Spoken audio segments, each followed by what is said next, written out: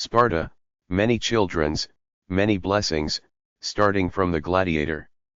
Chapter 31. Batiatus knows. Lucretia's voice trembled. He knows about us drugging the food. No, he knows that we know. Lynx's heart sank. Be more specific.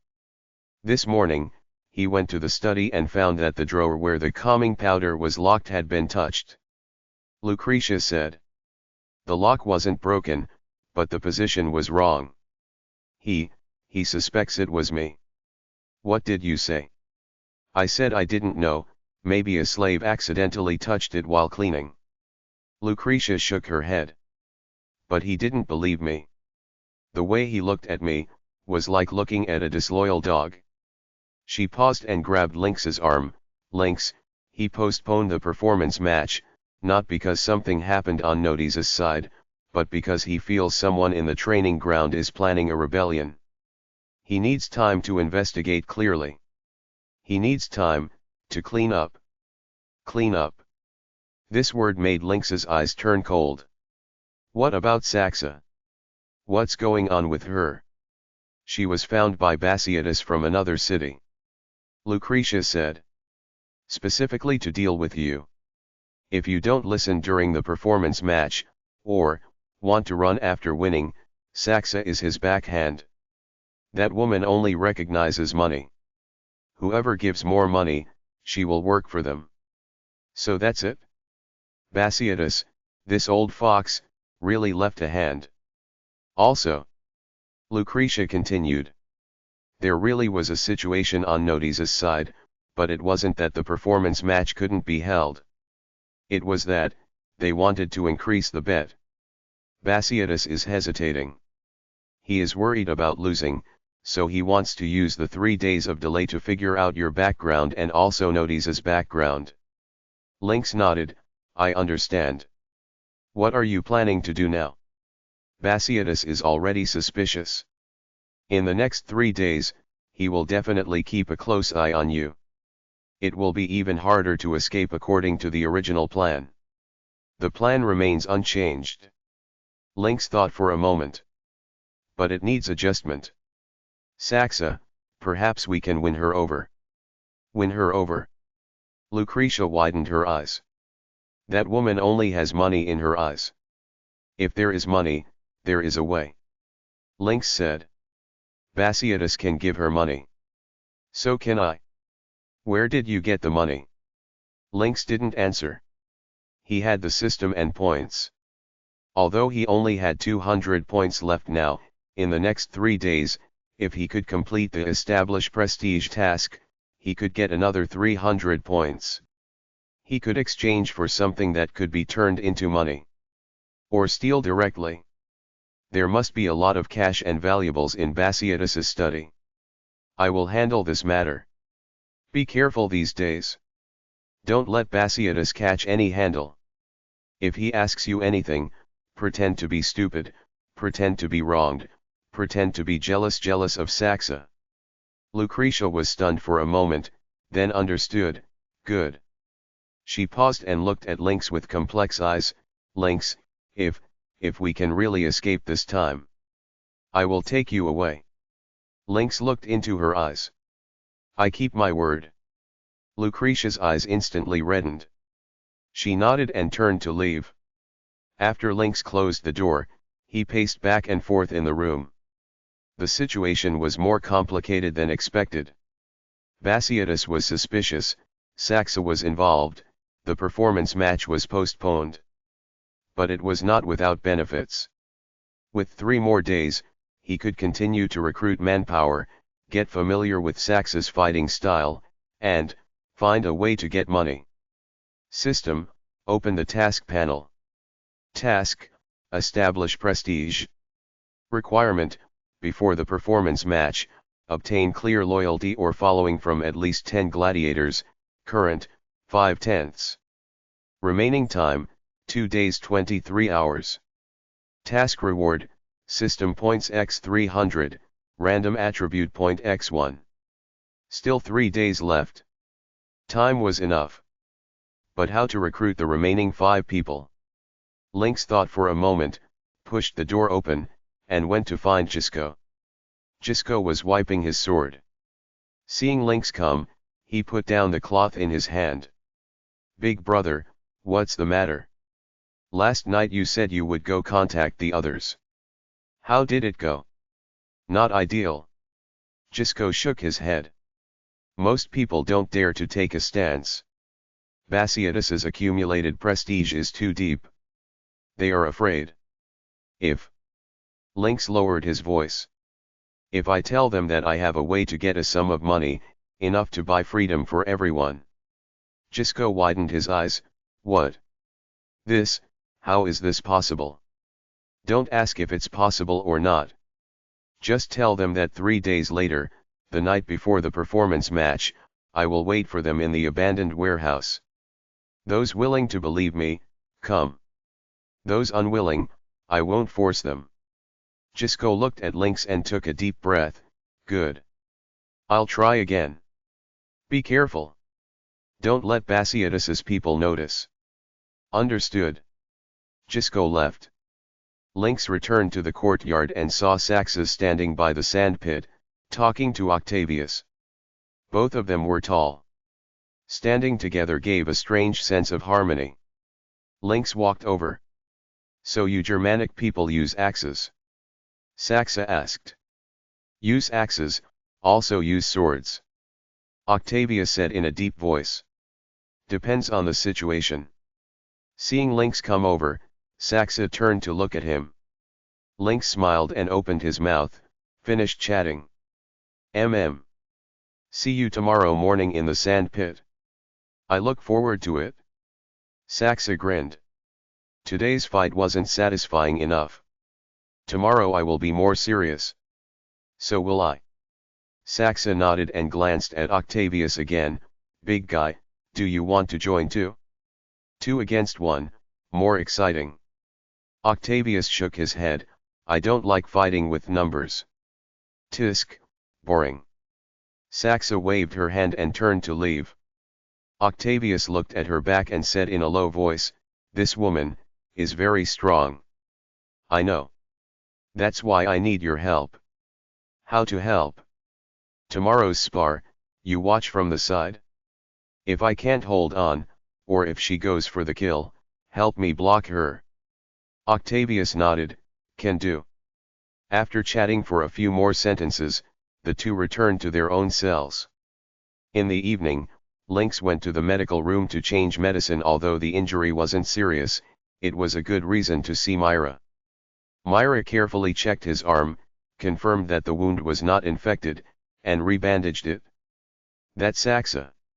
She wanted to speak but stopped. "What's wrong?"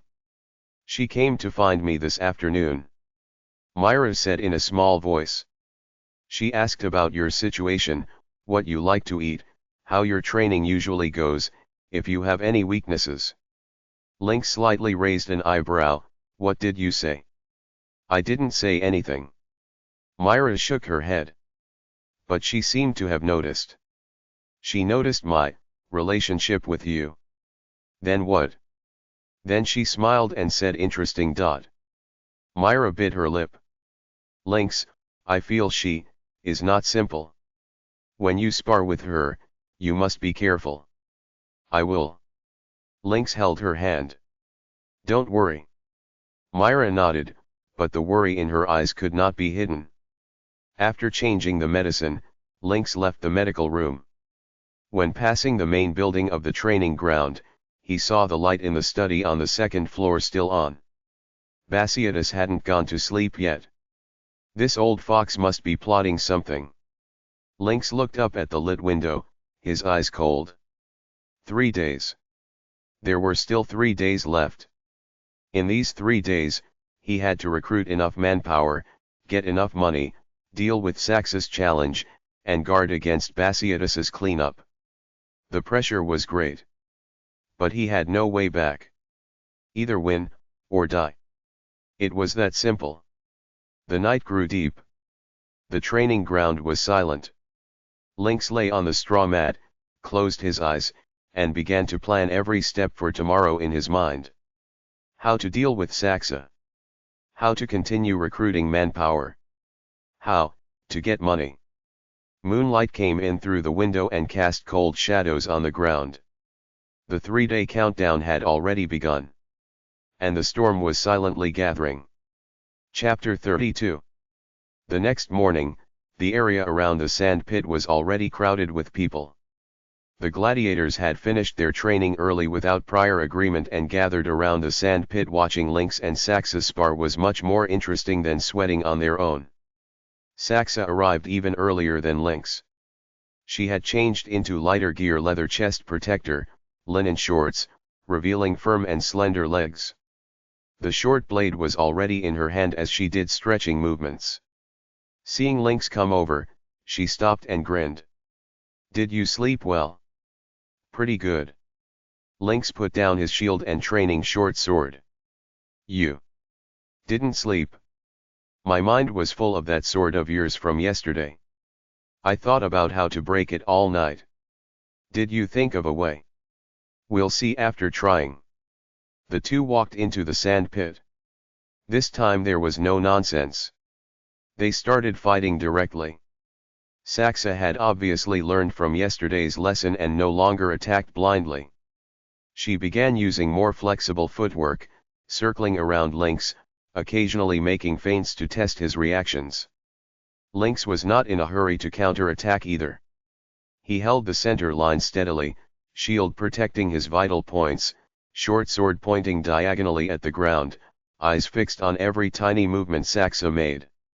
Danger perception spread out like an invisible net around him. He could feel Saxa's breathing rhythm, feel the degree of tension in her muscles, and feel the timing of every shift in her center of gravity. 10 seconds. 20 seconds. 30 seconds. Saxa suddenly moved. She didn't charge in a straight line, but in an arc, cutting in from Lynx's left rear side. Her short blade slashed toward the back of his knee. The angle was tricky and extremely fast. But Lynx reacted as if he had eyes on the back of his head. He stepped back half a step with his left foot, his body spun with the motion, and his shield blocked to the left rear clang. Blade and shield collided. Saxa's strike missed. She immediately changed moves. She used the reaction force of the collision to spin half a circle like a top, moving to Lynx's right side. Her short blade stabbed straight at his lower ribs. Lynx swung his right short sword downward, parrying the blade, while his left shield pushed forward, forcing Saxa to retreat. The two distanced themselves again. Reaction is really fast. Saxa caught her breath. Her eyes became even brighter. "Who taught you?" "I figured it out myself." Lynx spread his hands. "Impossible." Saxa shook her head. "This kind of defensive awareness can't be trained without more than 10 years of actual combat experience, but you look, at most 20 years old." "Talent." Lynx lied calmly. Saxa stared at him for a few seconds and suddenly smiled. "Fine, even if you are exceptionally talented, let's go again." She pounced on him again. This time the offense was denser.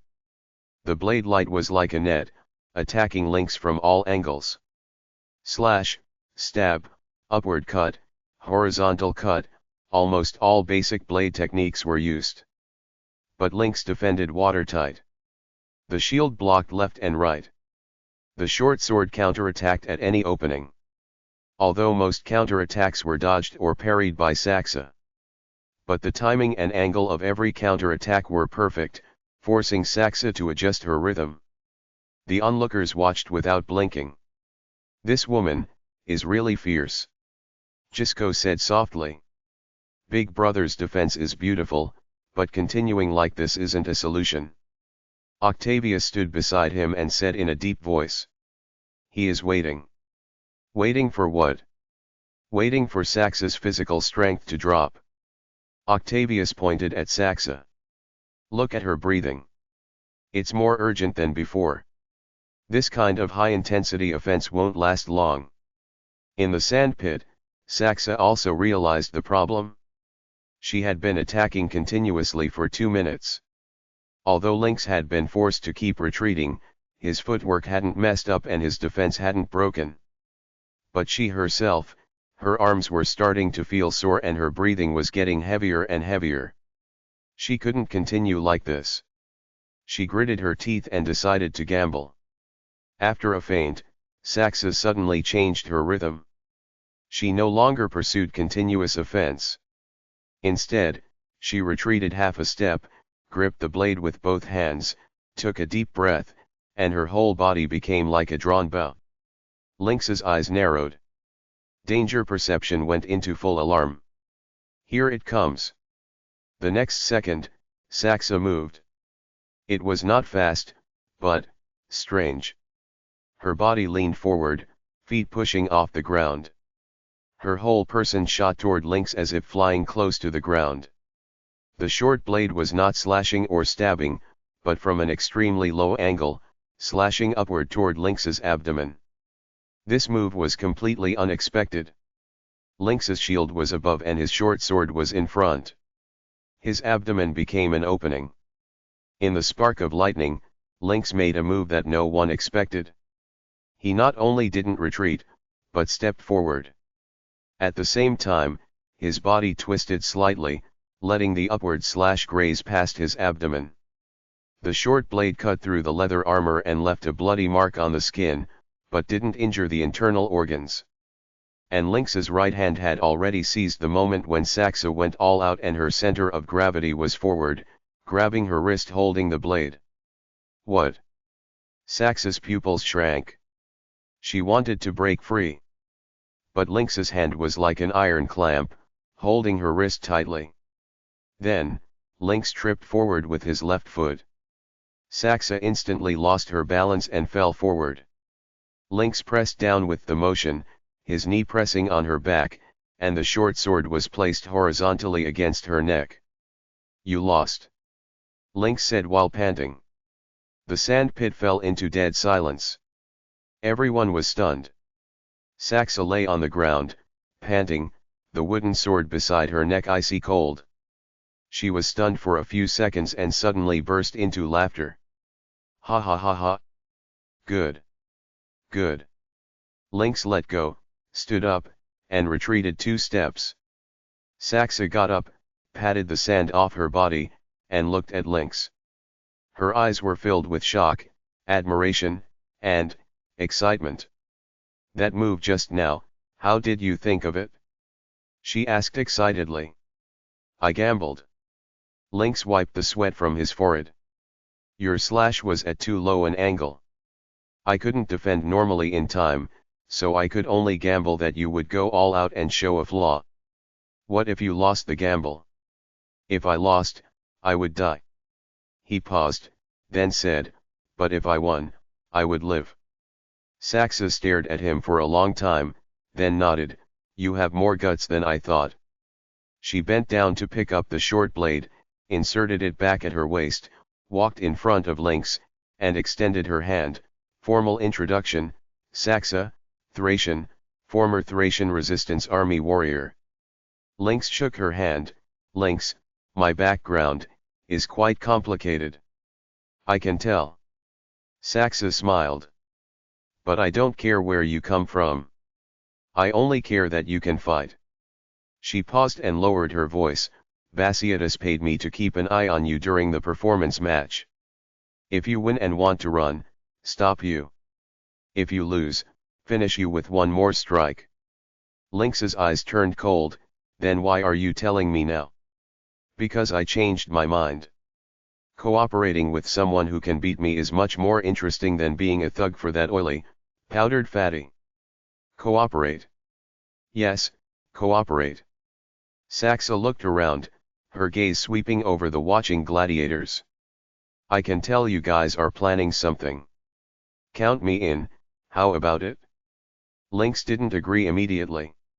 He was observing Saxa's eyes wild, straightforward, but no sign of deception. Why? 3 reasons. Saxa raised 3 fingers. First, Batiatus didn't give much money and is stingy. Second, I like excitement. Rebelling with you guys is much more exciting than being a thug. Third. She paused and looked at Lynx. That move where you beat me just now reminded me of someone. Who? My brother. Saxa's eyes darkened. He was also someone who fought with his brain, but unfortunately he died, killed by the Romans. Lynx was silent for a moment and nodded, fine, but there are conditions for cooperation. Chapter 33.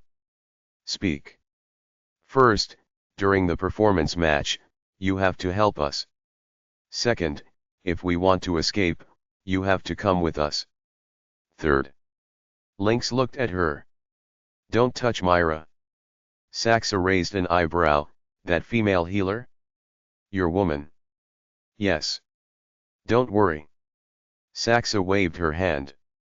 I'm not interested in women, and even less interested in stealing men. But honestly, she's a bit of a loss for you. A man like you should be matched with someone who can fight. Lynx couldn't be bothered to argue with her and turned to walk toward the edge of the sand pit. The watching gladiators automatically made way. Their eyes toward him now held a bit more awe. Being able to defeat a ruthless character like Saxa, Lynx's strength was beyond doubt. Crixus stood at the very front of the crowd, his face so gloomy it could drip water. He hadn't expected Lynx to win, and even less expected Saxa to switch sides. The plan was completely ruined. Lynx walked up to him and stopped. The performance match is postponed by 3 days. It's an opportunity. Lynx said in a low voice. We can make more preparations. What preparations? Crixus sneered. That crazy woman is now on your side. You still want to cooperate with me? We need to. Lynx looked at him. No matter how strong she is, she's still just one person. Crixus stared into his eyes. What exactly are you trying to say? I'm saying, the cooperation continues. But the plan needs adjustment. Saxa's joining gives us an extra variable, and also an extra opportunity. What opportunity? An opportunity for internal and external cooperation. Batiatus thinks Saxa is his person. We can use this point to give him false information and make him relax his vigilance. Crixus thought for a moment, and his expression eased a little. What do you want to do? Tonight, in the abandoned warehouse, we'll talk in detail. Lynx said. Call your people, Angisco and the others. Fine. Just like that, the two reached a temporary consensus. Training continued. But the atmosphere was clearly different. Saxa's joining was like a stone thrown into calm water, stirring up ripples. The gladiators began to take sides again. Some became more firmly aligned with Lynx, some began to waver, and some simply stayed far away, not wanting to get involved. Lynx didn't rush to recruit more people. He was waiting. Waiting for tonight's meeting. Waiting for an opportunity to convince the majority in one go. The afternoon training was even more brutal than the morning. The instructor must have eaten something wrong. He suddenly increased the intensity. It wasn't sparring, but pure physical torture, carrying 200-pound stone blocks and running laps around the field, doing push-ups in the sand pit until exhaustion, madly chopping at wooden stakes with wooden swords until the tiger's mouth split open. Faster! Faster! The people from Nodes tomorrow won't wait for you to catch your breath. The instructor's whip cracked loudly in the air. The gladiators gritted their teeth and trained with all their might. Lynx was no exception. He carried the stone lock and ran lap after lap. Sweat soaked through his leather armor and dripped into his eyes, burning painfully. Saxa ran beside him. Her face wasn't red and her breathing wasn't heavy. She could even speak in between. Hey, your stamina is pretty good. Not bad. Lynx panted. Back in Thrace, we had to run 20 miles every day carrying equipment. Saxa exhaled and continued. Climbing mountains, crossing rivers, sometimes even carrying the wounded. Compared to that, this is easy. You were a soldier. Resistance army. Saxa corrected him.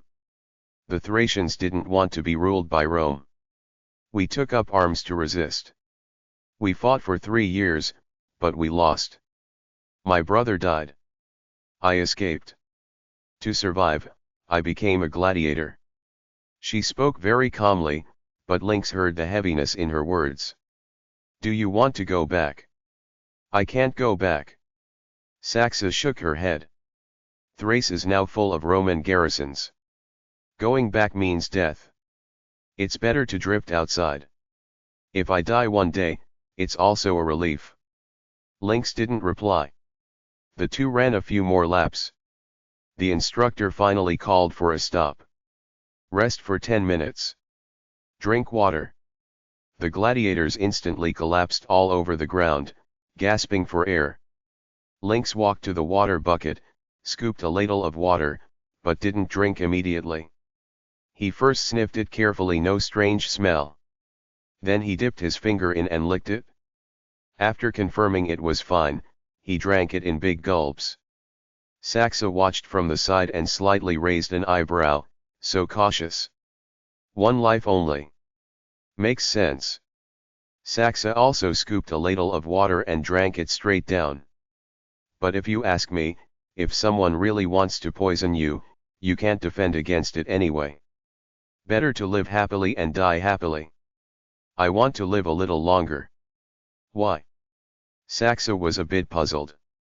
What's so good about this world? War, slaves, nobles enjoying themselves, commoners waiting to die. Living is also suffering. Lynx glanced at her, because there are still people waiting for me. Saxa was stunned for a moment, then smiled, that female healer. Fine then. Saxa threw the ladle back into the bucket. Living for a woman is also a reason. Rest ended. Training continued. This time it was combat training. The instructor divided the gladiators into 2 groups to simulate the performance match situation. Lynx, Crixus, Octavius, and Saxa in one group, fighting against all the other gladiators. You 4, fight their 20. The instructor roared. Don't hold back. Treat it as tomorrow's performance match. This was clearly unfair. But no one dared to object. In the sand pit, 20 gladiators formed a circle and slowly tightened the encirclement. Lynx's group of 4 stood back to back, each responsible for one direction. How do we fight? Crixus stared at the gradually tightening encirclement in front of him and asked. Capture the king first to capture the thieves. Lynx answered without turning his head. Take down the leader, and the others will scatter. Who is the leader? Lynx scanned the circle. His gaze landed on a gladiator with a full beard on the opposite side. That was Drusus, one of the veterans in the training ground, second only to Crixus. He usually kept a low profile but had a lot of prestige. Drusus. I'll deal with him. You 3 hold on, don't get surrounded to death. Fine. The battle instantly erupted. 20 gladiators charged at the same time. The sounds of wooden swords and shields colliding were deafening. Lynx's target was clear. He charged straight at Drusus. Drusus obviously hadn't expected Lynx to target him first and was momentarily stunned. But he immediately roared, raised his shield, and met him head-on. The two collided in an instant. Drusus had quite a lot of strength, but his technique was average. Lynx didn't fight him head-on. Instead, he used agile footwork to circle to his side. His short sword repeatedly stabbed at Drusus's lower ribs and the back of his knee. Drusus frantically blocked in a panic, but he couldn't cover everything. Soon he took several hits. On the other side, Crixus, Octavius, and Saxa were also trapped in a bitter battle. The 3 stood back to back, forming a triangular formation, resisting attacks from all directions. Crixus handled the front, using brute force to hold on. Octavius handled the left flank, using his long arms and strength to push away enemies. Saxa handled the right flank, using agile blade techniques and speed to skirmish. but the numerical gap was too big. Soon, all three had injuries. Lynx. Hurry up! Crixus roared. Lynx gritted his teeth and sped up his offense. He split open Drusus's shield with one sword and kicked him in the knee. Drusus cried out in pain and knelt on one knee. Lynx seized the chance and stepped forward. His short sword pressed against his throat. "You're dead," Lynx said coldly. Drusus's face turned iron gray, but he still nodded and withdrew from the fight. The leader had fallen. The other gladiators' offense obviously slowed down. Lynx didn't dare delay. He turned and charged back into the fray. With his addition, the pressure instantly eased. The four cooperated tacitly. Lynx and Saxa were fast and handled skirmishing and sneak attacks. Crixus and Octavius had great strength and handled the front line. 10 minutes later, the sand pit was full of fallen bodies. All 20 gladiators were dead. Lynx's group of 4 were all exhausted, covered in bruises, but they were the ones still standing. The instructor watched the scene with a very complex expression. "Dismissed." He finally waved his hand. Continue tomorrow. Chapter 34. The gladiators helped each other as they left the sand pit. Lynx walked up to Drusus and reached out to pull him up. "Are you okay?" Drusus glanced at him and shook his head. "You are very strong. You are not weak either. It's just that your fighting style is too rigid." Drusus smiled bitterly. "I've been a gladiator for 10 years. I got used to it." The two walked out side by side. "Drusus." Lynx suddenly spoke. "What do you think of Batiatus?" Drusus's footsteps paused.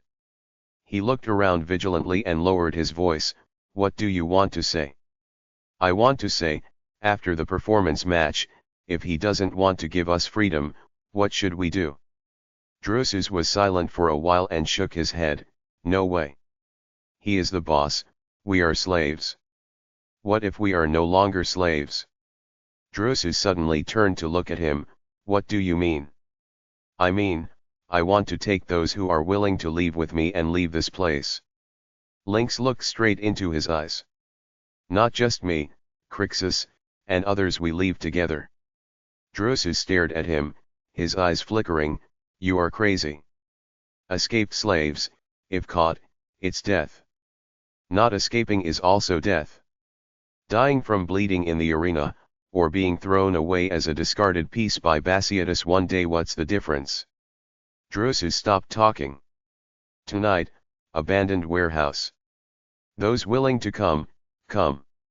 Those unwilling, I won't force them." With that, he turned and left. Drusus stood in place, watching his back, motionless for a long time. In the evening, Lynx went to the medical room to change medicine. He got quite a few new injuries from training today.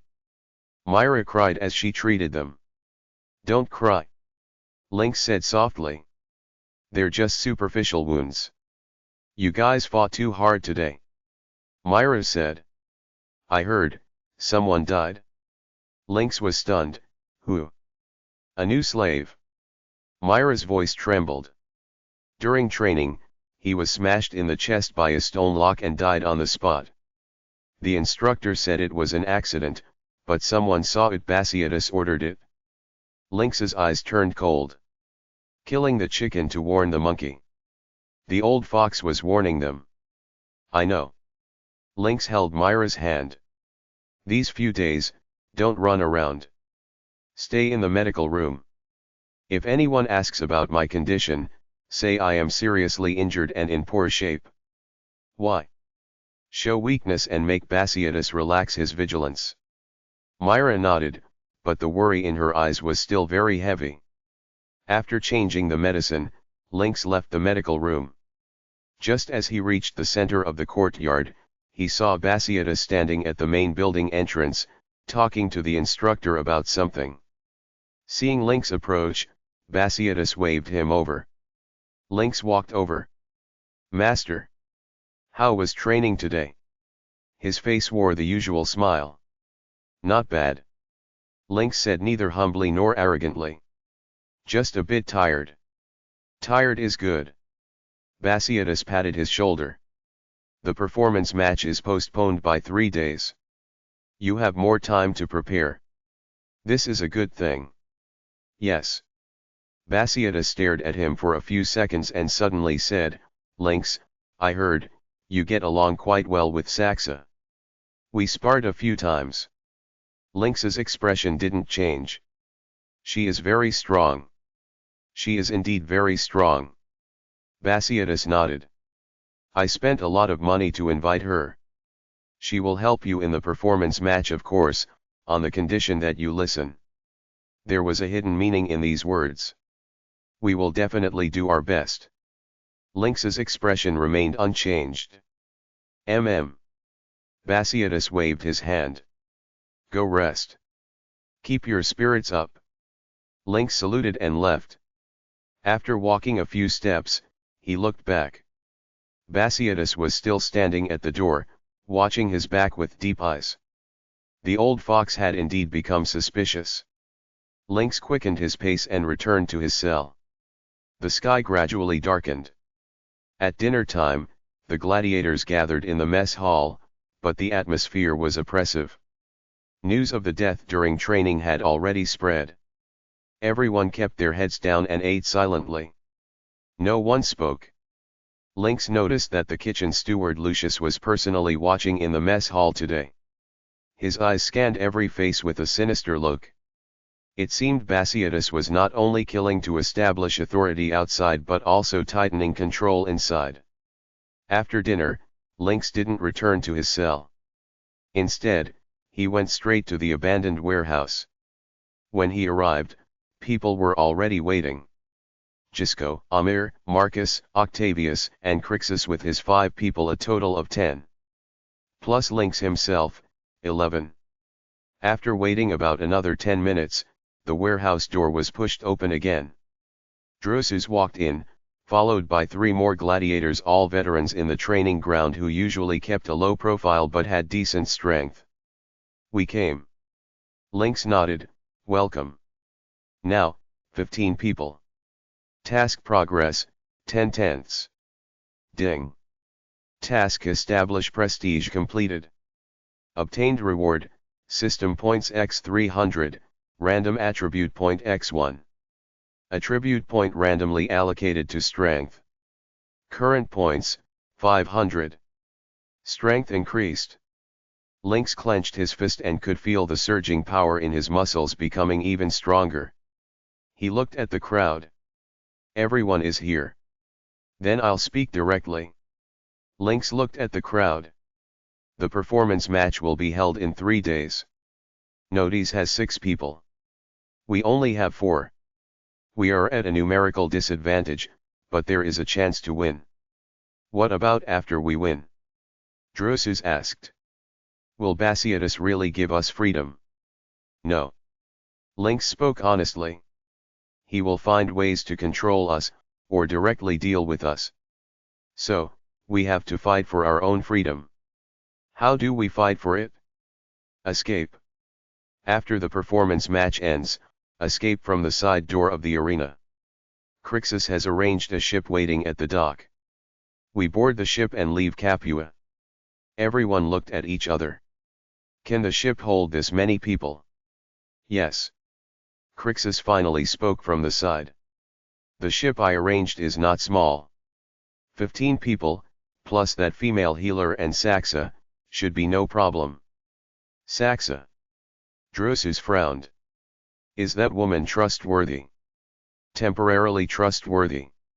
Lynx continued. Her relationship with Batiatus is only employment. There is no loyalty, and she hates Romans. Our goals are the same. Goals? Another gladiator asked. What goals do we have?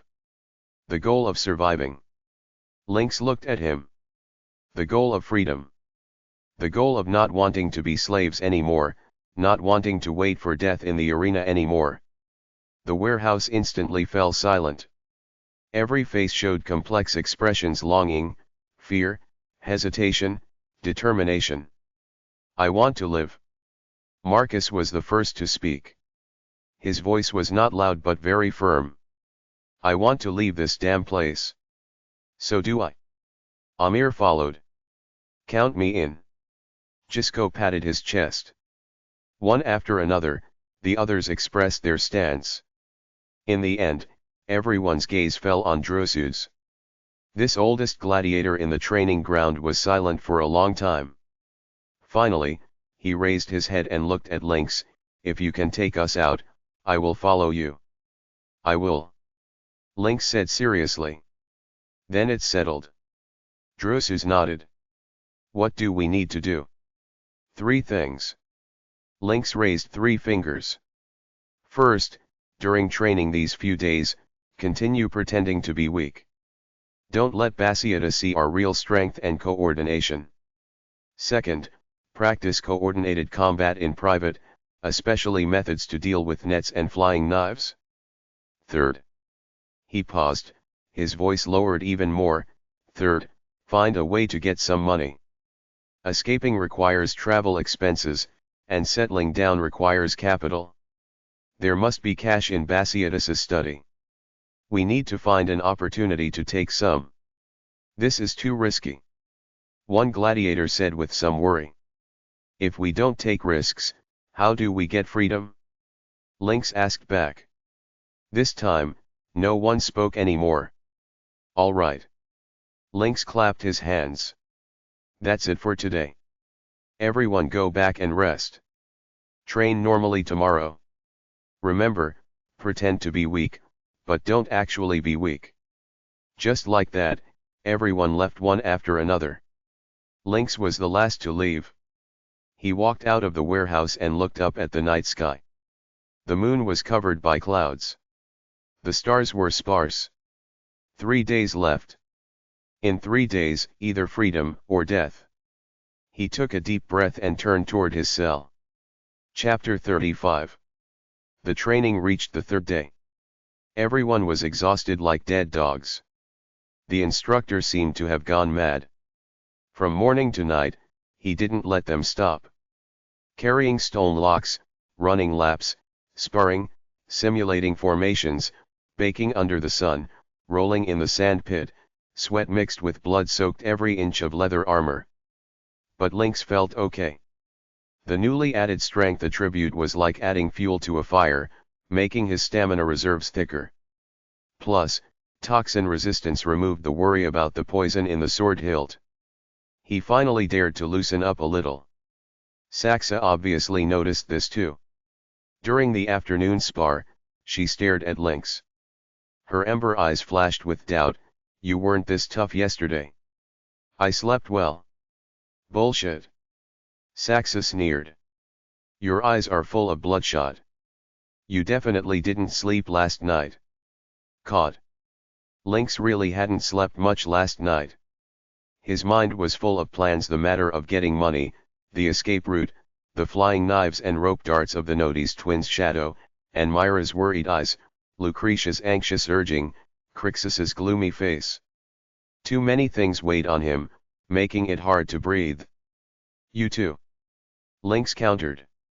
When you swung your blade with your right hand, it was a bit slower than yesterday. Is your shoulder injured? Saxa was stunned for a moment and subconsciously rubbed her right shoulder. There was indeed an old wound there, an arrow wound from her time in the Thracian resistance army. It would hurt on rainy days. Observation is quite detailed. She didn't deny it. So? You want to pity me? No. Lynx shook his head. I want to make a deal with you. Speak. You help me with something, and I'll treat your injury. Saxa narrowed her eyes. You know how to treat injuries. A little. Lynx said the system reward of advanced medical knowledge was not just for show. Saxa stared at him for a few seconds and suddenly grinned. Fine. What do you need help with? Come to my cell tonight. Lynx paused. We'll talk in detail. The words sounded ambiguous. Several gladiators who were eavesdropping nearby showed knowing expressions. But Saxa's face didn't change. She nodded. Good. Training ended. The sky was already dark. Lynx returned to his cell. He first carefully checked it, no extra items, no signs of tampering. Although Batiatus was suspicious, he hadn't reached the point of openly searching his room. He brought in a basin of water and wiped the scabs and fresh bruises on his body. The water was cold, making his skin break out in goosebumps. Just as he was wiping, the door was pushed open. Saxa walked in and closed the door behind her.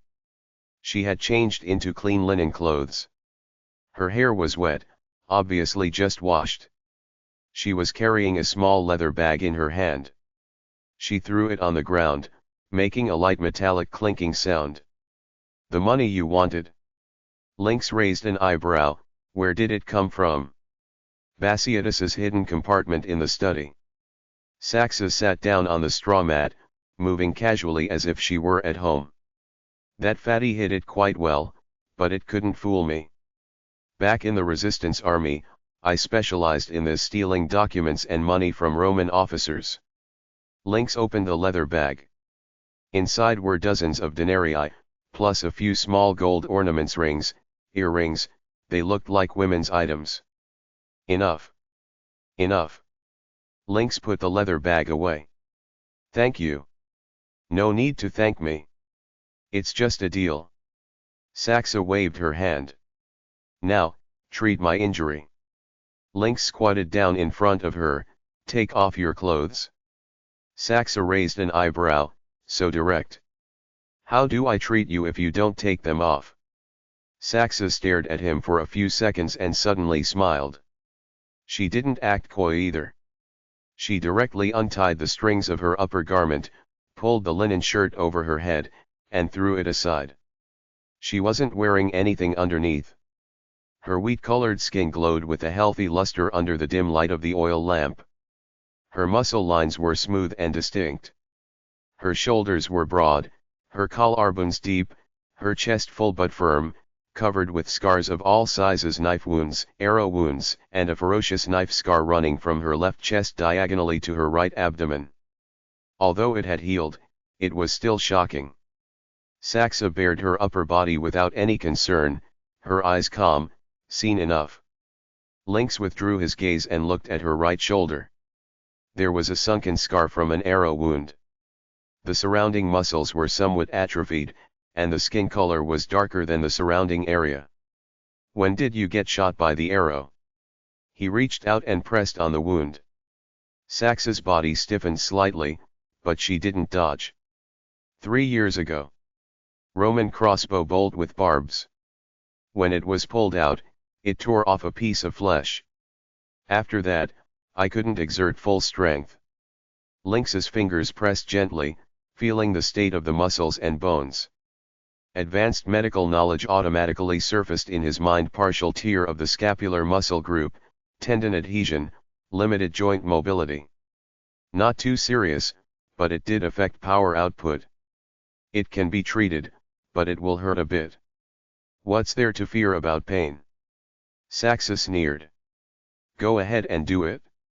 Lynx took out a small pottery bottle from his bosom, the ointment Myra gave him, for reducing swelling and pain, promoting blood circulation and removing stasis. He dug out a piece with his finger, applied it to Saxa's shoulder wound, and began rubbing it with force. The technique was very professional. Light at first, then heavier, following the muscle texture, slowly pushing apart the adhered fascia. Saxa gritted her teeth. Fine beads of sweat gradually appeared on her forehead. It had to be said, it really hurt a lot, like countless needles stabbing into the flesh at the same time. But after the pain came a long-lost feeling of relaxation. Where did you learn this from? She asked while panting. Local methods from my hometown. Lynx didn't raise his head. Where is your hometown? A very far place. Saxa didn't ask further. She closed her eyes and let Lynx's hands move on her shoulder. The oil lamp flame flickered, casting the swaying shadows of the two on the wall. The air was filled with the herbal scent of the ointment, mixed with the smell of sweat and a woman's body scent. Lynx could feel the warmth and elasticity of the skin under his hands, could feel the rise and fall of Saxa's breathing, could feel the trembling of her muscles as they switched between pain and relaxation. This was a powerful woman. Her body was powerful, and her will was even more powerful. Done. A few minutes later, Lynx stopped his hands. Do it once a day, for 3 consecutive days. It can recover 70 to 80%. For complete recovery, long-term conditioning is needed. Saxa opened her eyes and moved her right shoulder. It was indeed much looser. Before, raising her hand above her shoulder would hurt. Now she could raise it to the top of her head. Thanks. Her voice was a bit hoarse. After Lynx withdrew his hands, he stood up to wash them. But Saxa didn't hurry to put on her clothes. She just sat there, looking at Lynx's back, and suddenly spoke, "Hey. Your woman, that female healer, does she know you are so good at treating injuries?" Lynx's hand paused. He didn't turn his head. "She knows some." "Some." Saxa smiled. "The way she looks at you, she looks like she wants to give you her heart. And you, sneaking into a room alone with another woman at night and making her take off her clothes? This is treatment. Treatment requires stripping naked." Saxa stood up and walked behind Lynx. "Lynx, stop pretending. You asked me to come at night. Is it really just for treating the injury?" Lynx turned around. Saxa stood right in front of him. Her bare upper body was almost pressed against his chest. The oil lamp light came from the side, casting clear shadows of light and dark on her face. "What do you want to say?" Lynx's eyes darkened. 36, Chapter 36. Chapter 36. "I want to say." Saxa reached out. Her fingers traced the scar on Lynx's chest. "You and I are the same kind of people. We both survived on the battlefield. We both know we might die tomorrow, so." She stood on tiptoe, leaned close to his ear, her voice as low as a sigh, "So don't think too much. Tonight, just treat it as the last carnival before death."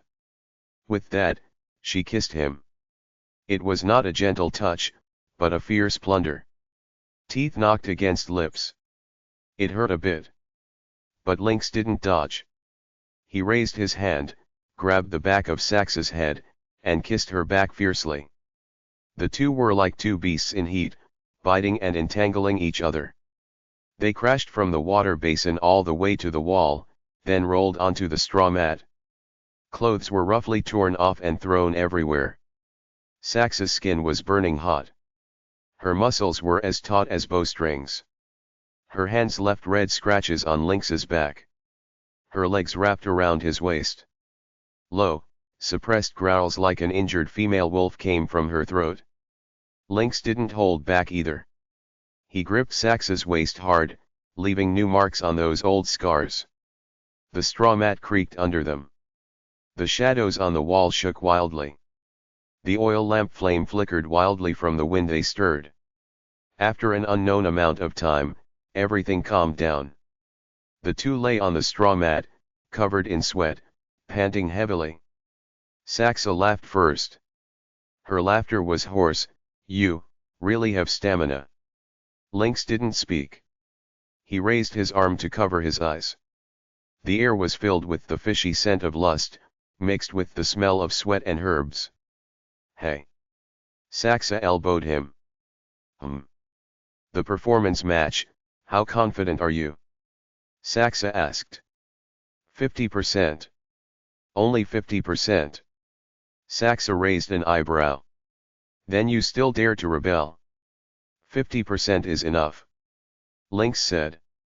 "Better than waiting for death." Saxa was silent for a while, then suddenly flipped over, lay on his chest, and stared into his eyes. "Lynx, tell me the truth, what exactly are you?" "Why do you ask?" "Because you are too different." Saxa stared into his eyes and said, "Your fighting style, your way of thinking, your way of treating injuries, even the way you sleep with women are all different from us. You don't seem like a person from this era. Lynx's heart tightened. This woman's intuition was too accurate. But he couldn't say. I am who I am. Saxa stared at him for a long time and finally sighed. She rested her head on his chest. Fine. If you don't say, I won't ask. Anyway. She paused, her voice lowered. Anyway, my life was picked up. Being able to go crazy with a person like you, even if I die, it's worth it. Lynx didn't reply. He raised his hand and gently stroked the ferocious scars on Saxa's back. 1, 2, 3. Each one was a story. A story about war, death, and struggling to survive. Saxa.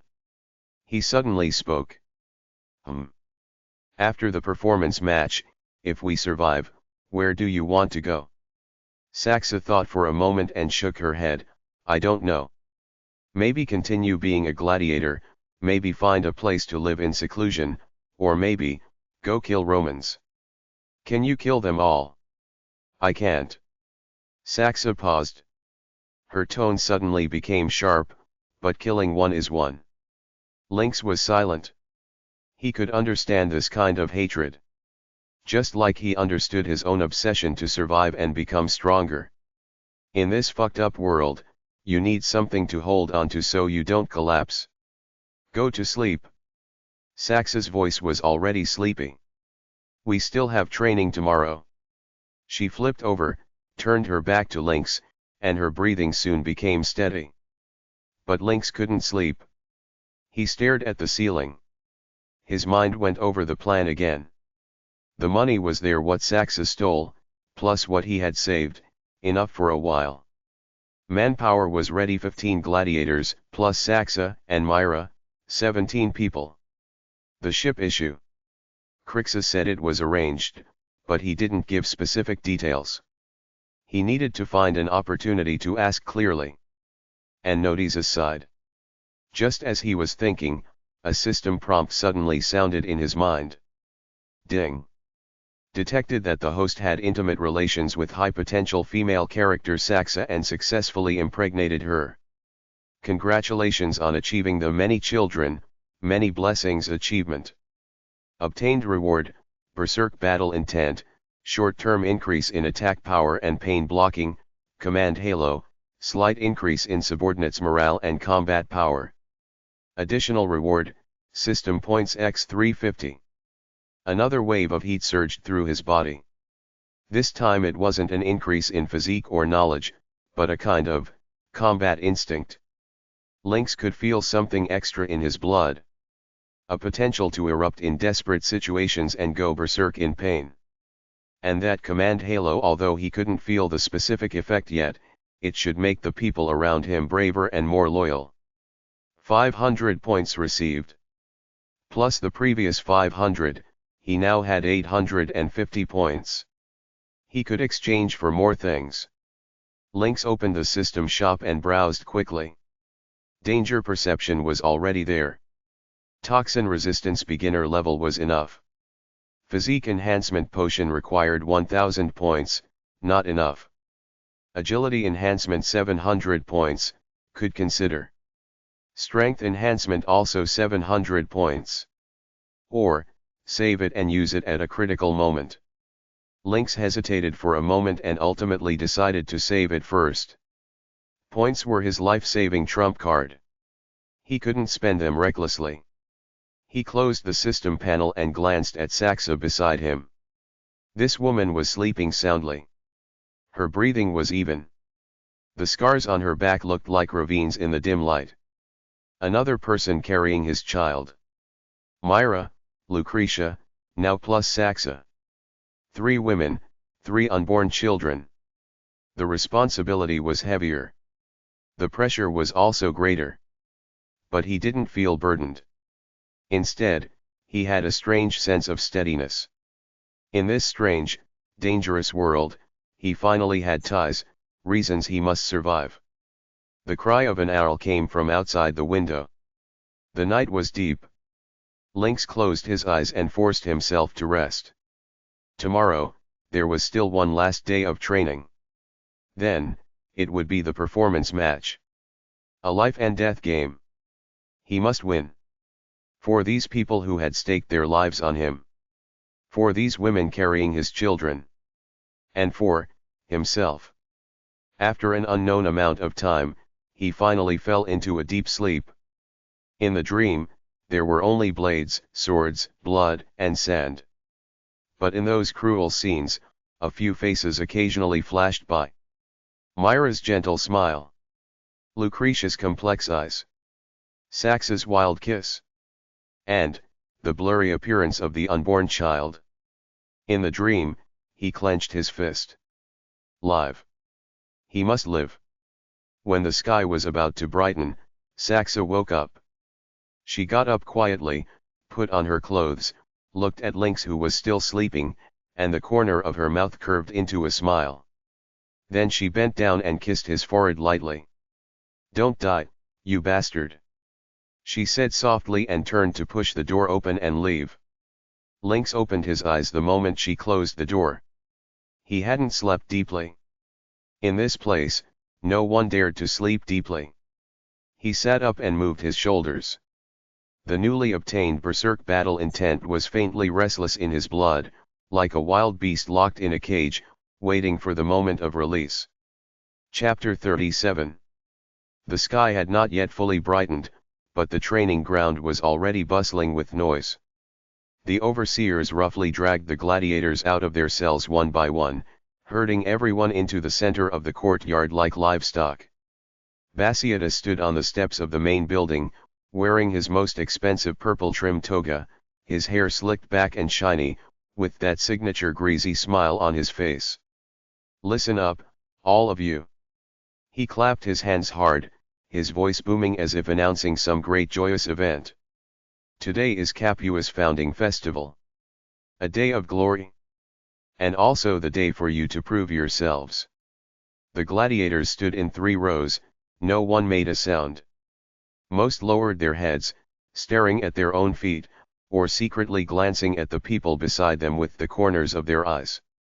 The air was mixed with the smell of sweat, leather, and a suppressed, near-exploding tension that made it hard to breathe. Marcus stood at the far right of the first row. Crixus was on his left, Octavius on his right. Saxa stood in the second row, right behind him. He could clearly feel Crixus's tense muscles, hear Octavius's heavy breathing, and smell the faint scent of leather and blood coming from Saxa. This woman must have secretly sharpened her blades again today. Today's performance match rules, I'll say them one last time. Batiatus paced back and forth, his gaze sweeping across every face like he was inspecting goods. "The 4 of you, Marcus, Crixus, Octavius, Saxa, will fight 6 gladiators from Noti's training camp. The venue is the great arena of Capua, with at least 5,000 spectators. If you win, you will be the new heroes of Capua. Money, women, fame, you can have whatever you want." He deliberately paused, his smile deepening, the wrinkles at the corners of his eyes bunching together. "Of course, there is also freedom. What I said before still counts. Freedom." This word stabbed into everyone's ears like a needle. Marcus saw with the corner of his eye that Crixus's fingers twitched, Octavius's breathing became heavier, and Saxa behind him let out a soft sneer. "Freedom? Like hell I believe you." Marcus sneered coldly in his heart. "If you lose." Batiatus dragged out his words in an uncomfortable tone. "If you lose, you die on the sand, adding some blood color to the founding festival. That can also be considered dying a worthy death, right?" No one answered. Only heavy breathing filled the courtyard. Batiatus seemed very satisfied with the oppressive feeling brought by the silence. He waved his hand, and several slaves carried several large wooden boxes over and placed them heavily in front of the team with a thud. "Open them." The lids were lifted. Inside were brand new leather armor, helmets, shields, and weapons. Not the wooden swords and shields used for normal training, but real ones. The iron swords gleamed with a cold, hard light in the morning sun. The edges of the shields were wrapped with brass. The helmets even had bright feathers inserted. "Put them all on," Batiatus ordered, his voice suddenly stern. "Today, you represent the face of my Batiatus training camp. Don't fucking embarrass me." The gladiators began silently equipping themselves. Marcus received a set of black leather armor. It was much thicker and heavier than what he usually wore, but the protection should be better. The helmet was a standard Roman infantry helmet. The cheek guards could be lowered, exposing only the eyes. The shield was a standard large rectangular shield, heavy in the hand. The weapon. He picked up the short sword assigned to him. It was not that fine steel sword. It was an ordinary iron sword. The blade was thick and wide, the edge reasonably sharp, but the weight and feel were far inferior. Batiatus had indeed taken back the good sword. Marcus sneered coldly in his heart, but his face showed no abnormality. He carefully checked the connection between the blade and the hilt. Fortunately, there was no looseness or strange powder. At least this sword wasn't poisoned. "Big brother." Amir squeezed over during the chaos and whispered, "I found out, the people from Nodes have already arrived and are preparing in the rest room on the other side of the arena." They actually brought 8 people. 8. Marcus frowned. "Wasn't it 6? 6 on the surface, 2 hidden in secret." Amir lowered his voice even more. "They are the Shadow Brothers, specializing in flying knives and rope darts. The referees have been bribed. After the match starts, they will deliberately let them enter through the hidden door at the southwest corner." It matched the information Lucretia had revealed that night. Marcus nodded. "Got it? Go tell Gisco and Marcus to keep a close eye on the southwest corner. As soon as those 2 appear, find a way to entangle them and don't let them join the battle smoothly." "Understood." Amir hurriedly slipped away, bent low. Marcus continued putting on his gear. The leather armor was put on and the straps tightened one by one. He tried on the helmet. The field of vision was still quite wide. He moved his shoulders and arms, confirming it didn't affect his movements. Beside him, Crixus had finished equipping himself. This guy's leather armor was blood red, paired with his knotted muscles and messy blonde hair. He looked exactly like a bloodthirsty beast just released from its cage. He was repeatedly wiping the blade of his sword with a coarse cloth, staring fiercely at the ground, muttering something under his breath. Octavius received the largest set of leather armor, but it still looked a bit tight on his mountain-like body. This giant remained silent, only using his thick fingers to repeatedly check the firmness of the brass wrapping on the edge of his shield, as if that was his only support. Saxa was tying on her bracers. Her leather armor was dark brown and fit her well, outlining a strong and fluid figure. Her short blade was already inserted at her waist.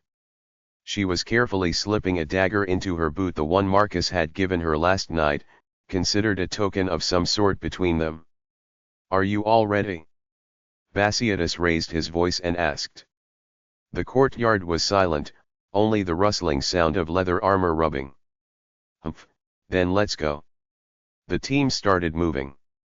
More than 20 gladiators, the 4 who would fight today, plus others as followers and reserves, staggered out of the training ground gate under the threat of the overseer's whips. 3 carriages were parked outside. They were not the usual broken cargo carts, but prison carts with iron bars. Although decorated with ribbons and wreaths, they could not hide their nature as prison carts. "Get on. Hurry up." The overseers waved their whips, making loud cracking sounds in the air. Marcus and the other 3 were pushed into the first cart, the others divided into the next 2. The carriage door slammed shut with a bang, the sound of the iron bolt falling particularly harsh. The carriages slowly started moving toward the arena in the center of the city. The carriage was very cramped. The 4 people were almost pressed against each other. Chapter 38. Crixus sat directly opposite Marcus, staring at him the whole time with a complicated look that was hard to read. "What are you looking at?" Marcus finally couldn't help but speak. "Looking to see if you're dead yet." Crixus sneered, his voice very low. "The poison on that sword, by now, it should have taken effect." Marcus's heart tightened, but his face remained completely unchanged. "What poison? Make it clear." "Still pretending." Crixus leaned forward, almost squeezing the words out through his teeth. "The fine steel sword Batiatus gave you has sedative powder hidden in the hilt. If you hold it for too long, your hands will go numb, your reactions will slow down, and your stamina will drain very quickly." He thought I didn't know. "Ha, I discovered it long ago." "So this guy knew too? Then why didn't you warn me?" Marcus stared at him and asked. "Why should I warn you?" Crixus retorted, a flash of ruthlessness in his eyes. "If you die, it's only good for me, no harm at all. And now?" "Now?" Crixus glanced out the carriage window at the increasingly lively streets, his tone complicated. "Now we need each other to stay alive. At least, until the performance match is over, we have to support each other." Marcus stared into his beast-like eyes. "What about after the performance match?" "After the performance match, it's every man for himself." Crixus spoke bluntly. "There's a ship waiting at the dock. How many can get on depends on each person's luck. As for who survives in the end, that depends on fate." "Are you sure the ship is fine?" "Not sure." Crixus answered straightforwardly. "But it's better than staying here and waiting to die. Don't you think?" The conversation came to an abrupt end. The carriage was once again filled with silence. The carriage continued forward. The scenery on both sides of the street gradually changed. The dilapidated wooden houses and crooked sheds in the commoner district became fewer, replaced by more white marble buildings. Shops had gorgeous signs, and the pedestrians' clothes were much more refined. Founding festival decorations were everywhere: colorful flags, wreaths, statues of gods, and plaster sculptures painted in bright colors. The air carried the charred aroma of grilled meat, the sweet-sour smell of wine, and the excited noise of the crowd. The closer they got to the arena, the more crowded it became. The carriage had to slow down, squeezing through the crowd with difficulty. Through the gaps in the iron bars, Marcus could see the excited and twisted faces outside: men waving wine bottles, women shaking painted fans. Children chasing the carriage and shouting non-stop, "Gladiators! Gladiators! Look at that big guy! So strong! Is the one in red armor Crixus? Who's the one in black armor? The newcomer. I heard his name is Marcus. He punched an overseer's head to pieces. Tisk tisk, there's going to be a good show today." Chatter, cheers, and whistles mixed into a dizzying sea of noise. Marcus looked at the fanatical and unfamiliar faces outside the window and felt a strong sense of absurdity in his heart. These people, wearing clean and decent clothes, eating delicious food, drinking expensive wine, then gathered here with peace of mind, waiting to watch them, these slaves, kill each other, bleed, scream, and die. Just for some fun. Feels unfair, doesn't it? Saxa suddenly whispered in his ear, her breath brushing against his earlobe. Marcus turned his head and saw her looking out the window. Her side profile was sharp in the morning light, her eyes terrifyingly calm. "A little," he honestly admitted. "You'll get used to it." Saxa curled the corner of her mouth, her smile full of deep mockery. "When I was in Thrace, the Romans did the same. They tied captives to wooden stakes and let new recruits practice throwing spears. Those noble ladies sat under sunshades, eating figs while watching, and even clapped and cheered for who threw more accurately." She paused, her voice dropping almost to a whisper, as if talking to herself. "This world is like this. The strong enjoy themselves, the weak wait to die. If you want to change it, You have to become strong first, become stronger than them. Marcus didn't reply, only clenched his fist tighter. The carriage finally arrived at the arena with much effort. It was an astonishingly huge oval building. The grey-white stone walls towered into the clouds, and the outer walls were decorated with magnificent reliefs: god of war Mars, fighting gladiators, roaring beasts. Long queues formed at dozens of arched entrances. Spectators held clay tickets and pushed their way in under the rough checks of the guards. The air was filled with even stronger and more complex smells: sweat, cheap perfume, the greasy smell of grilled sausages, and a faint but lingering scent of blood. The arena had its own bloody smell. Years of killing had soaked blood into the stone cracks and deep into the sand. No matter how much it was washed, it couldn't be removed. The carriage circled to the back of the arena and stopped at an inconspicuous small door. The door opened. Several staff members wearing the arena's brown uniforms came out and quickly exchanged a few words with the overseers. Then the gladiators were herded off the cart and formed into a crooked line, filing into the interior of the arena through the small door. Inside was a narrow, dim corridor. The only light came from sparse torches on the walls. The walls felt damp and cold to the touch. The air was filled with the smell of mold and a pungent urine stench. Footsteps echoed hollowly between the stone walls, mixed with the muffled thunder like cheers coming from afar. The warm-up performance had obviously already started. Follow closely. Don't look around. The lead staff member shouted impatiently. After passing several branching paths, they were brought to a relatively spacious room. The walls were made of rough stone bricks. The floor was covered with yellowed dry straw. In the corners were several foul-smelling buckets and a few chipped wooden bowls. Rusty iron rings were nailed to the walls with chains hanging from them, clearly used to restrain disobedient gladiators. Wait here obediently. The staff member left these words. Half an hour before the match starts, someone will come to take you to the preparation area.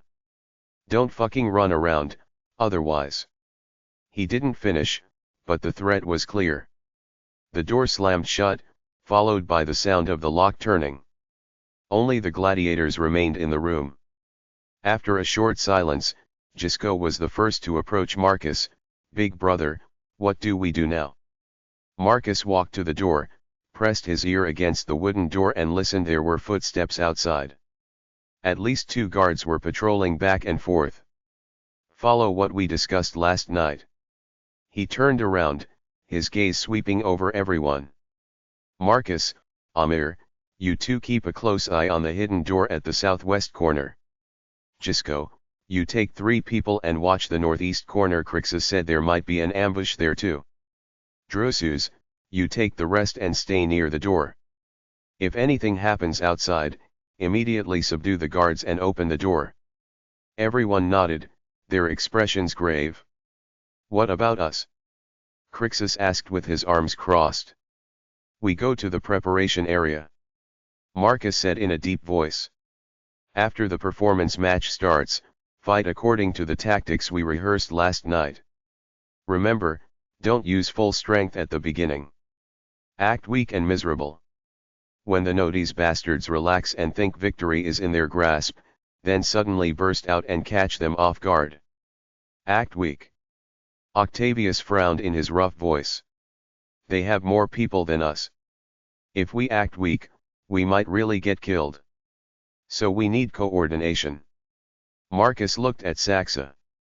Saxa, you are responsible for creating an accident. Didn't Batiatus tell you to deliberately make a mistake when we are about to win? Then make the mistake early when it looks like we are about to lose and can't hold on, suddenly turn and stab the notice side, disrupting their formation. Saxa grinned, showing a row of white teeth. I'm best at this. Good. Marcus looked around. Any other questions? No one spoke. Only heavy breathing rose and fell in the room. Then prepare individually. Chapter 39. The gladiators dispersed. Some checked their weapons one last time, some loosened their stiff bodies, and some simply leaned against the wall with their eyes closed to conserve energy. Marcus walked to the water bucket and scooped a bowl of murky water. He didn't drink it. He only dipped his fingers in it and wiped it on his face and neck. The cold water stimulated his skin, instantly clearing his somewhat dizzy mind. He closed his eyes and sank his consciousness into the familiar dark space. System panel opened.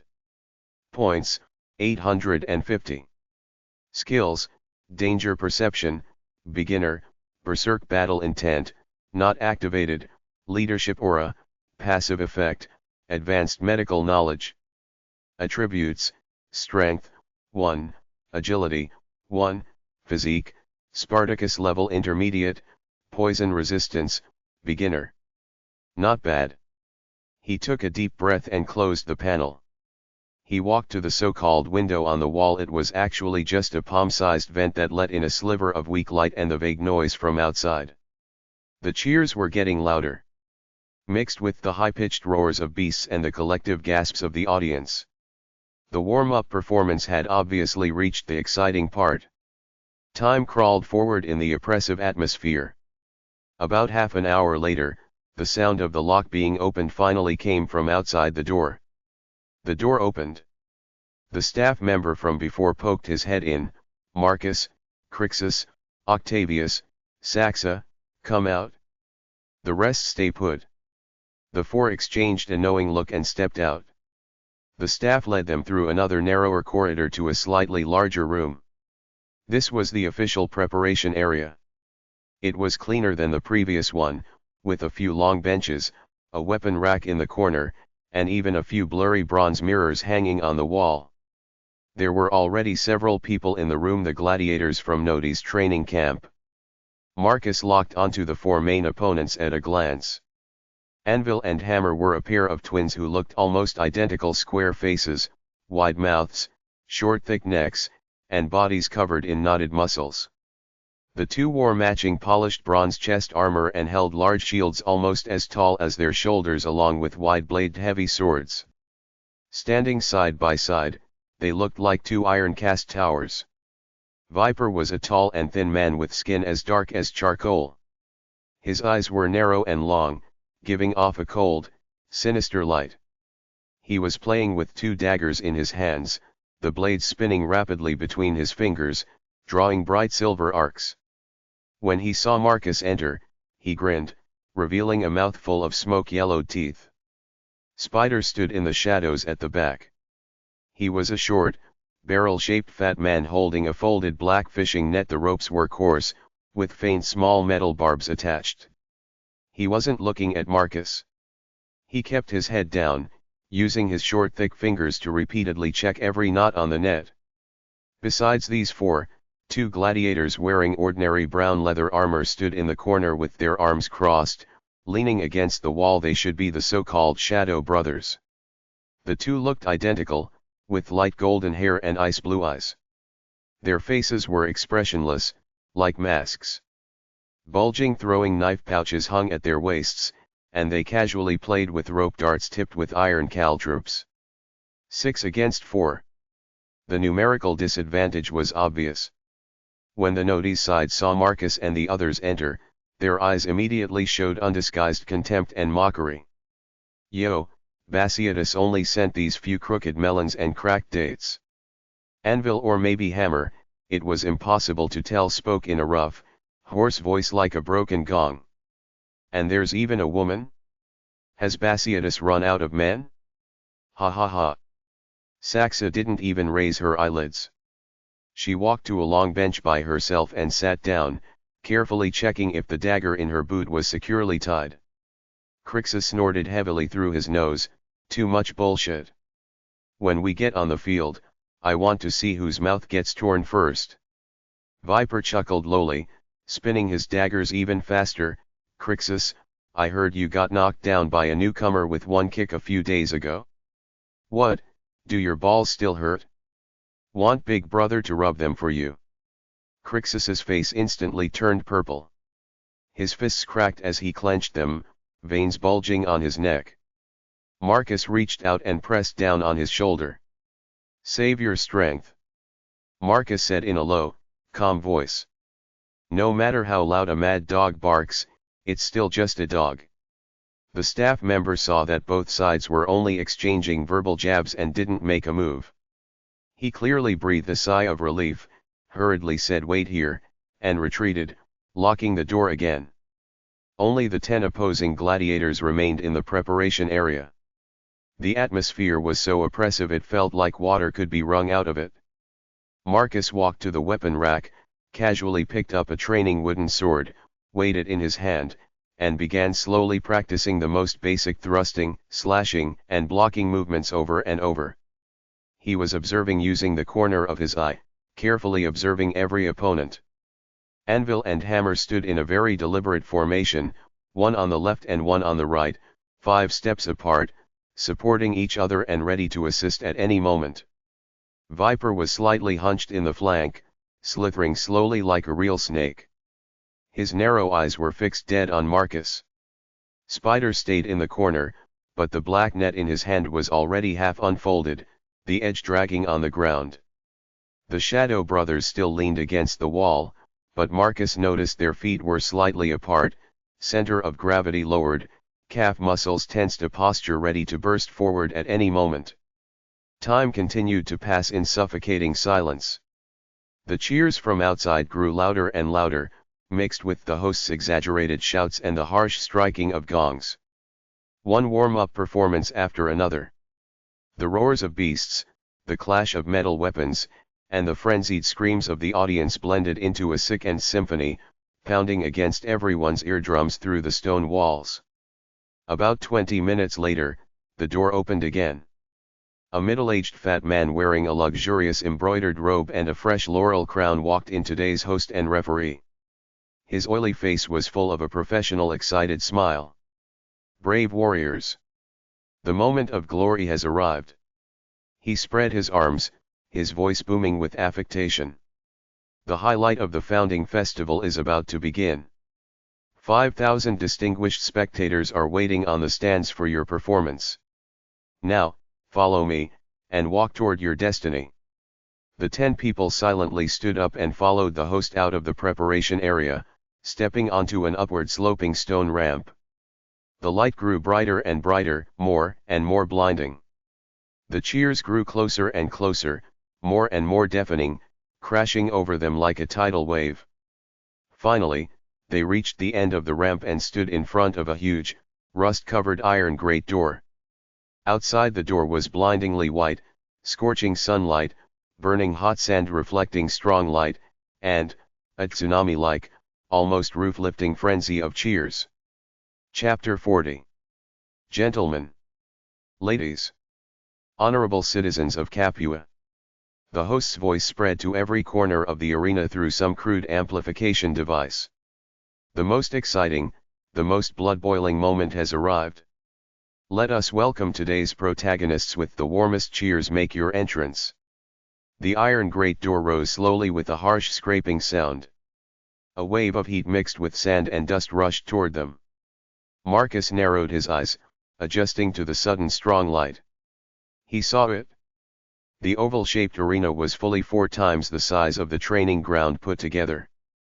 The center was a pale yellow sand field, baked white by the noon sun, with distorted heat waves rising from it. Surrounding it were tiered spectator seats like cascading waterfalls, packed with a dense, writhing sea of people. The uppermost level was the commoner area, crowded and noisy. The middle was the wealthy citizen class, dressed decently, pointing and discussing.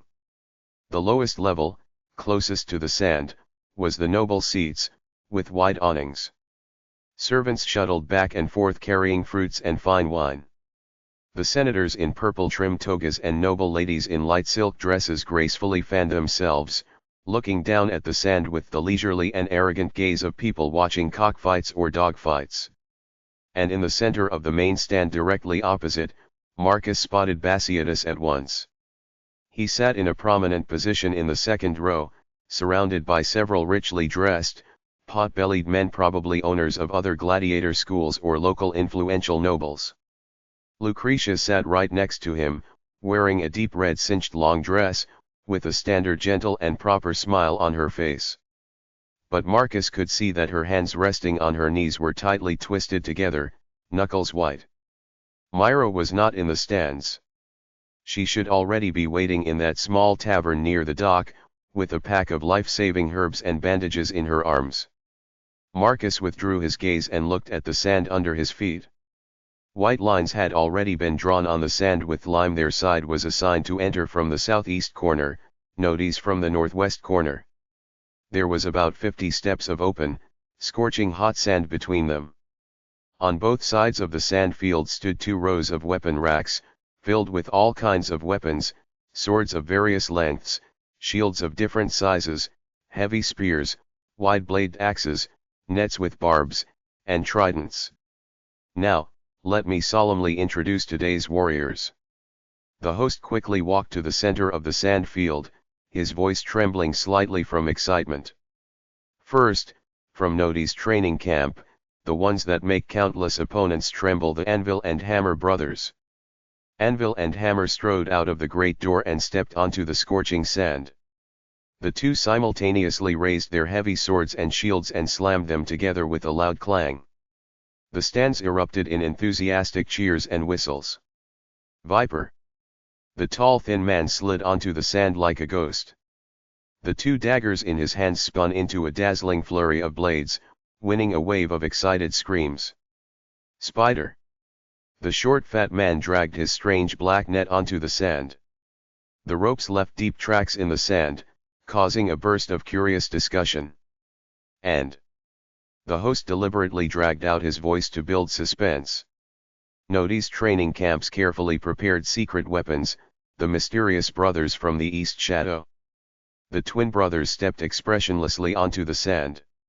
They made no flashy movements and simply stood there silently.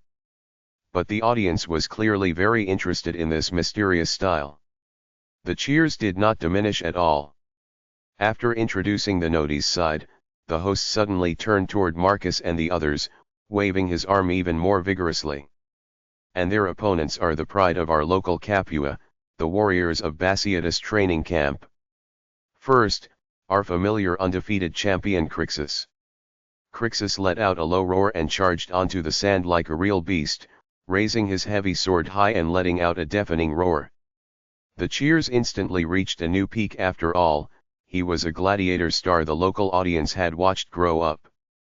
The legend among newcomers, the valiant warrior who fights against many. Marcus. Marcus steadily walked onto the sand. He did not roar or wave his weapon. He simply raised the iron sword in his hand and performed a simple but standard gladiator salute to the stands around him. The cheers were a bit quieter than before, but many spectators stretched their necks and pointed. Obviously the rumor of him killing an overseer with one punch had already spread. The giant from the northern Germanic forests, the embodiment of strength, Octavius. Octavius walked onto the sand with heavy steps. His mountain-like body and the door-like giant shield in his hand immediately caused a wave of suppressed exclamations and admiration. And the host's voice suddenly took on a hint of ambiguity and teasing. A very special warrior, enough to make all gentlemen's hearts race, the rose from the Thracian grasslands, the beautiful and deadly gladiator, Saxa. Saxa was the last to walk onto the sand. She did not raise her weapon or salute. She simply slowly scanned the boiling stands, then the corner of her mouth hooked up into a wild and provocative smile. The stands exploded instantly. Cheers, whistles, and catcalls mixed together. Female gladiators always easily ignited the audience's most primitive excitement. After the introductions, the host quickly retreated to the edge of the field. Clang! The huge gong was struck heavily. The dull sound wave swept across the entire arena. Capua Founding Festival Glory Performance Match begin. The iron great door behind them slammed down with a crash, smashing heavily onto the ground and completely sealing off the only retreat. On the sand field, under the scorching sunlight, 10 people stood silently facing each other across 50 steps of burning hot distance. The sunlight was blindingly harsh. The sand was so hot that they could feel it through the soles of their shoes. The mountain crashing, Roaring cheers almost shattered their eardrums. Marcus gripped the cold, hard hilt of his sword tightly and took a deep breath of the scorching, sand-filled air. The performance had begun. And the outcome of this life-staking performance would decide far more than the life and death of just the four of them. The lingering sound of the gong was still buzzing in the air. The 10 people on the sand had already moved like arrows released from a bow. On the notice side, anvil and hammer charged forward side by side like 2 heavy war chariots. Their large shields protected their bodies. Their heavy swords dragged across the sand, leaving 2 deep grooves. Their footsteps were so heavy they made thud-thud sounds, making the sand grains jump. Viper crouched low behind their flank, body pressed low. The 2 daggers held in reverse grip flashed with chilling light. His narrow eyes were fixed dead on Marcus, and he hissed through his teeth. Spider dragged his black net at the very back. He looked unhurried, but the net was already half unfolded, the iron barbs on it gleaming with a sinister light under the sun. The Shadow Brothers didn't rush to enter. They stood close to the stone wall at the base of the stands, arms crossed, coldly watching the sand field. Their eyes occasionally glanced toward the not fully closed hidden door at the southwest corner, clearly waiting for an opportunity. Marcus's side moved as well.